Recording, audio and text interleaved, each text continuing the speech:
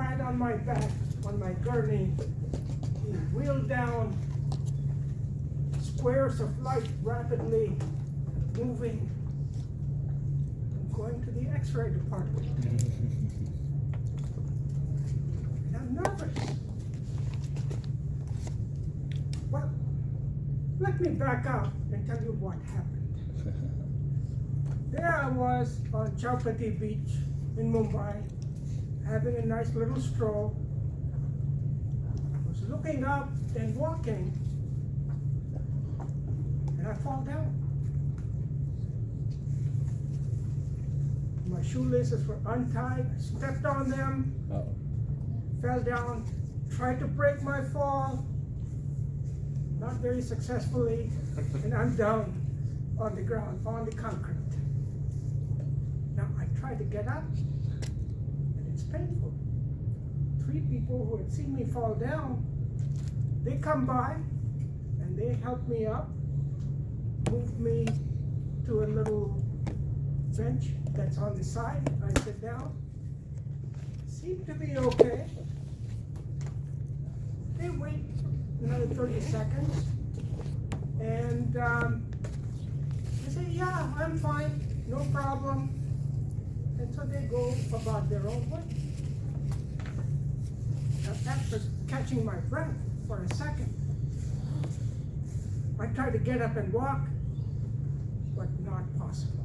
I have intense pain in my leg, my hand, and there is no way I'm going to be able to walk. So I'm puzzled. What am I going to do?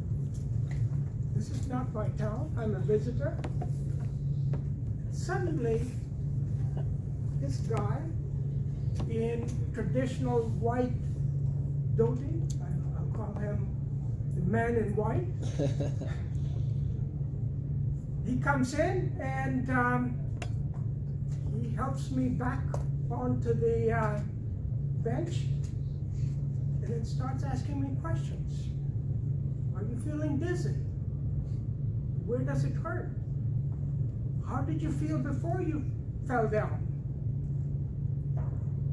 I answer these questions, and then he said, well, let's wait another couple of minutes and see how you feel afterwards. So we both sit down, and I try to recollect my thoughts, and I try to get up again.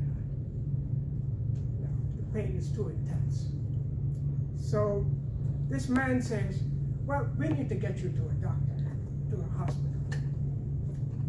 And he gives the name of a particular hospital and says, you know, for what you're experiencing, the best thing to do is to go to that hospital. And he starts listing down what the good things about that hospital are. I have no idea. I said, okay, whatever you do, call me a taxi, and then I'll go to the hospital that you recommend. And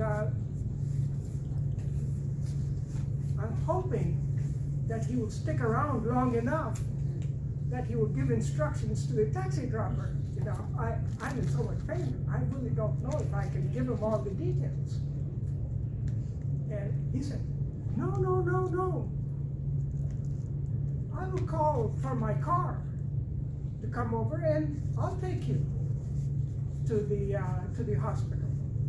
So he goes out and gets on his cell phone and calls home and talks in Hindi. Arey, isko to bahut ho gaya. Dar lagega. Acha, aa jao yahan pe. Well, I couldn't make much of it. It was all in Marathi.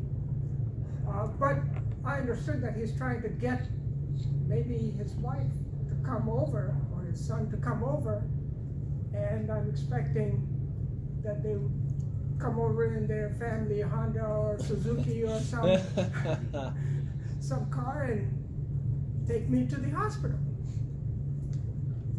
So we were both waiting, and what do I see? Here comes this black presidential Mercedes limousine. Wow. gliding out to us, and he asked me to go in. This is the kind of car where you see 2 flags on the side with 6 people in black suits running around with dark glasses on. So he asked me to get in, so helps me into the car along with the delivery driver, and we get inside. He gets in and gives instructions to the driver, and we're off to the hospital. It's absolutely quiet. And if you have ever been to India, especially Mumbai, the cacophony of sound just disappeared. And already I'm feeling much better, you know. And he takes me to the hospital, and the guys take me in, and he's dishing out bills, notes to the people who come over there to help me out to get into the hospital. So eventually we get to this exam room, and 2 doctors are looking at my condition. They send me off to the X-ray department. That's when I see all those lights over there. Bring it back. They are arguing as to what is to be done. Now all of a sudden, a 3rd doctor comes in, because the 2 can't decide what is to be done, and this guy apparently is in charge, and he says, well, there's nothing but a small hairline fracture. You stabilize that knee, and all you need, that hip, and all you need to do is go up to your hotel and relax for a few days, and it will subside, and you'll be okay, and you can go home. In the meantime, they give me several pills to cut down on the pain. Now, I asked the doctor, who is this guy? Because this guy has taken me to the hospital, recommended medical treatment, and he has paid for everything. And this guy gives me all the information, and my eyes just bug out. Wow. So this guy says, okay, we'll take you back to your hotel, but in the meantime, I'll ask the driver to drop me off at my house, and he'll take you back to the hotel. We go near his house, and it's this brightly lit mansion. You know, this mansion is no ordinary mansion. It's making Bayshore Drive houses look like outhouses. Yeah. And he gets off and he goes in, and the driver takes me to to my hotel.